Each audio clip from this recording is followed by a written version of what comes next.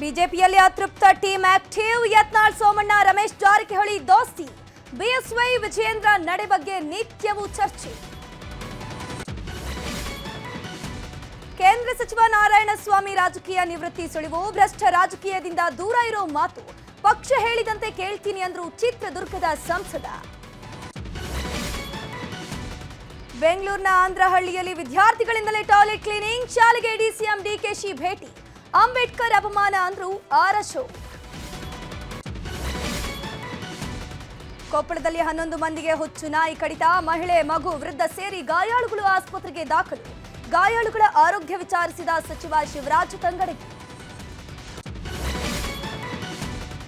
ಶ್ರೀರಂಗಪಟ್ಟಣದಲ್ಲಿ ನಟಿ ಲೀಲಾವತಿ ಪಿಂಡ ಪ್ರದಾನ. ಅಮ್ಮನ ನೆನೆದು ಕಣ್ಣೀರಿಟ್ಟ ವಿನೋದ್ ರಾಜ್. ಕಾವೇರಿ ಹೋರಾಟದಲ್ಲಿ ಲೀಲಮ್ಮ ಭಾಗಿಯಾಗಿದ್ದ ಬಗ್ಗೆ ಮೆಲುಕು.